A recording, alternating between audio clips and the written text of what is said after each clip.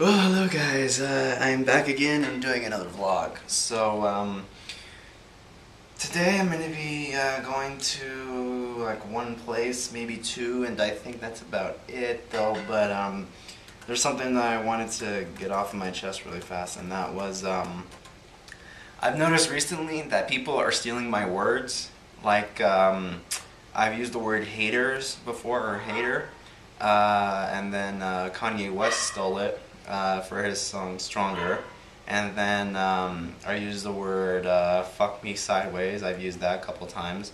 And then I saw in the movie Shoot 'Em Up. So I've noticed a lot recently though, but people are stealing my words. The hell's going on? I swear, man, one of these days I'm gonna be like suing everybody for like using the origin of my words, and then eventually they're gonna be like, okay, where'd this word come from? Oh, I made it up. BS. I was the one who came up with the word.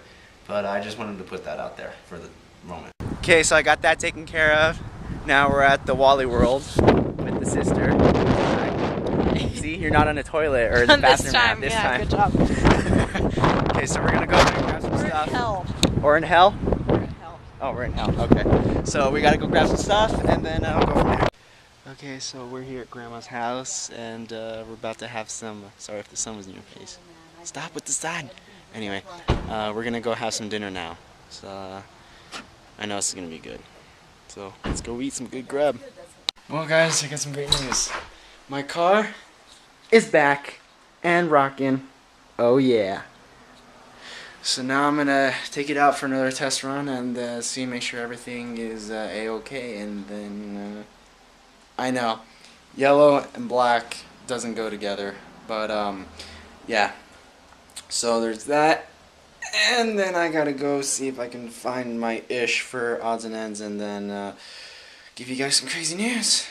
Okay, guys, so far car is doing okay. The only little thing is the brakes, which is because I'm used to, like, right now my foot is on the brake, it's like barely pushing it down, and then the car would like mostly slow down and it would almost stop. But now I kind of have to push it almost down to the floor, like when I was driving the newer Mustangs when I took driver's ed.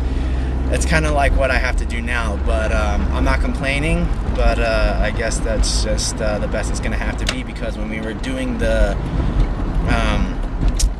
when we took off all the brakes and when we had to like flush the brakes or whatever it's called, I forget what it is though, but when we were doing that, the guy who was fixing my car was saying that the fluid was coming out, like there was no air in the back or in the front or anything like that. So so I guess it's working fine. It's just that I have to start getting used to it being kind of close to the floor. But so yeah, so far our car is doing pretty good.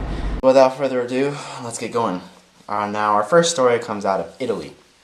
Two politically minded porn stars battling it out for the mayorship of a city on Italy's southern coast have decided to forego debates in favor of a pole dancing competition. According to England's Sun newspaper, adult film stars Amanda Fox and Luhana Borgia are vying to become the new civic leader of Toronto. The two have agreed to appear at a pole dancing night this month so that voters can get a look at the candidates' assets. Agent Mimo Pavesi told the newspaper, quote, "We want to be fair, so we would like to invite any other candidate to come along and dance too. No word yet on whether incumbent mayor Epazio Safino will join the ladies." Wow. So, porn stars going into politics. Little murky water on that one though, but it's a big step if you ask me though. But pole dancing just to get a look at assets, well, I guess that's how things go in Italy. Don't start trolling, because I have nothing against porn stars or Italy or Italians or anything like that, so don't start hating on me already. So I don't want that BS. You know who you are, so don't start. But I'm just saying that if this is how they want to do politics, then so let them. I got nothing against them. They want to do it, go ahead. Alright, moving on to our next story. In Spain, a missing fishing boat belonging to a New Jersey man has showed up in Spain. more than 3 years after it disappeared off the coast of Nantucket, Massachusetts. Scott Douglas last saw the Queen Bee in August 2008 when he and his brother-in-law were thrown off the deck by a cresting wave. Douglas and his brother-in-law, who was recovering from heart surgery at the time, spent nearly 2 hours swimming back to shore. Quote, "There were times when both of us didn't think we were going to make it," Douglas told CBS New York. Quote, "Everything had to go our way. It was a miracle." 3.5 years to the week, Douglas's 26-foot pleasure craft was washed ashore in Spain, rusted, covered in barnacles, but remarkably intact.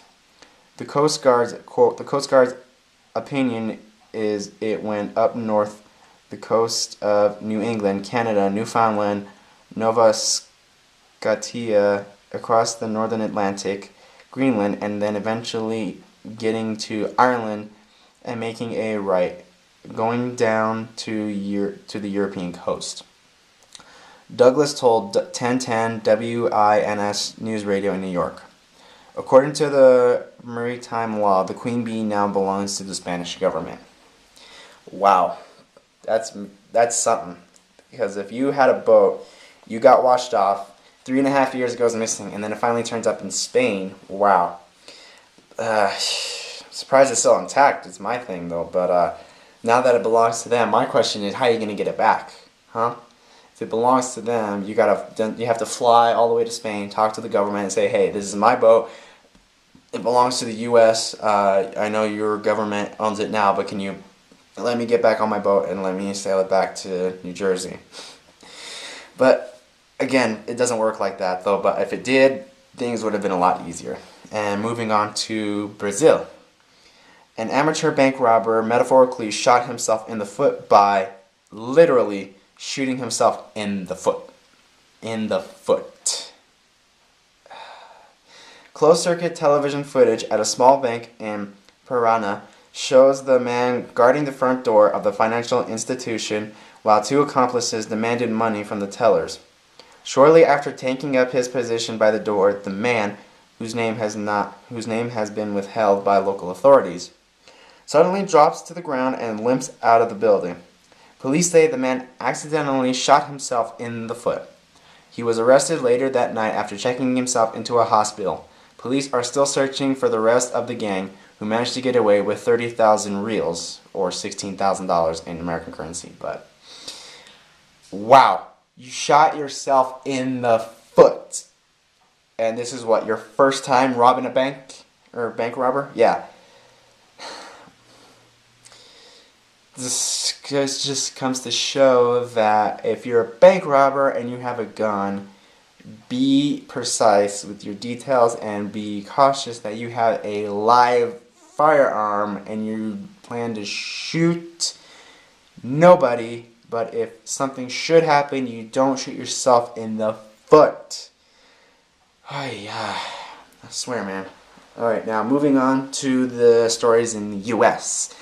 In Massachusetts, authorities allege a 36-year-old woman purchased $64 worth of soda using a stolen EBT card at the Lynn Stop and Shop, then immediately fed the full cans into the supermarket's automated redemption machine to get back the 5-cent deposits. Tina Caffali pledged not guilty to charges including Lawrence property destruction and receiving stolen property.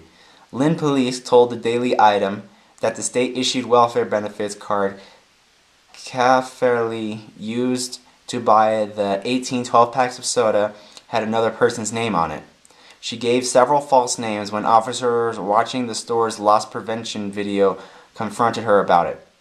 Supermarket manager Kevin Wilson confronted that the full soda cans Caffali jammed on into the redemption machine caused, quote, well over $250 worth of damage.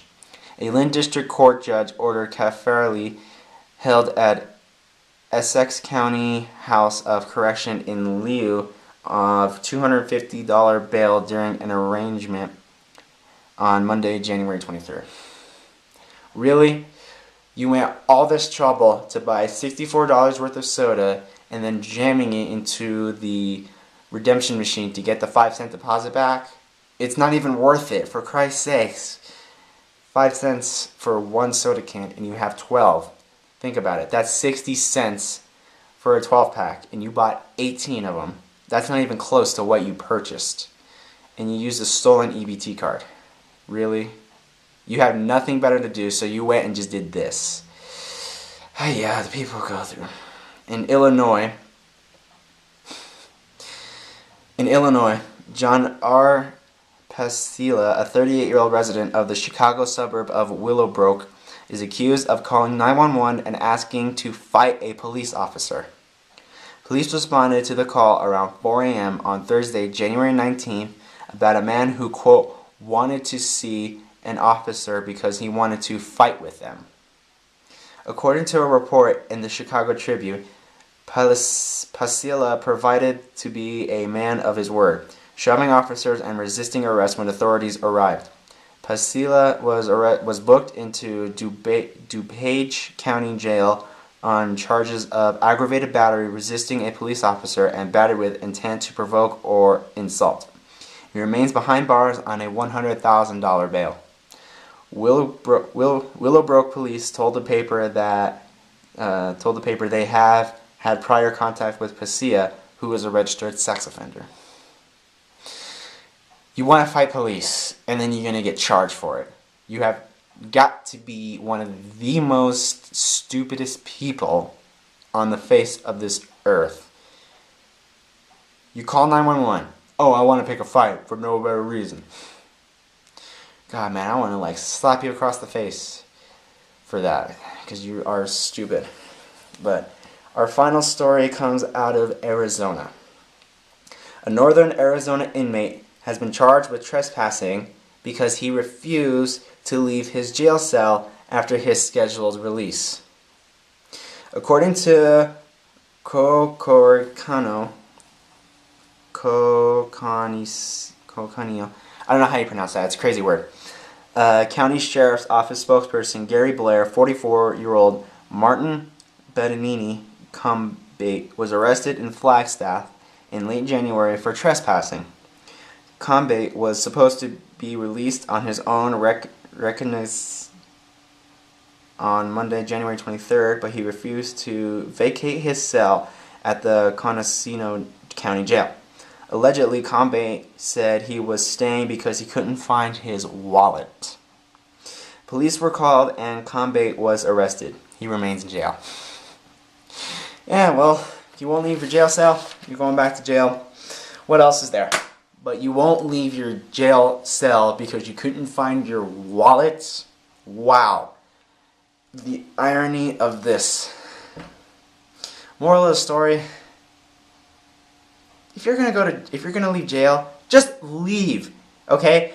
If you went there in the first place, chances are you want out like that, okay?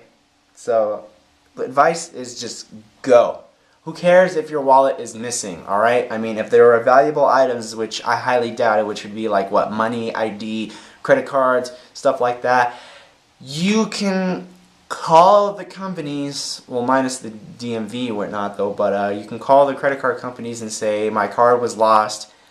If anybody attempts to use it, can you cancel it? Whereas the DMV, you can go back and then you can get yourself a new one. Whoop-de-doo. It's not that hard. And then as for cash, you'll get it back. Everybody turns in money these days. But anyways, guys, like I said, I apologize for this being a late edition of Odds and Ends, but as always, I hope you guys enjoyed this as much as I did. And we will see you next time for Odds and Ends, because I will be on schedule by then. So, peace!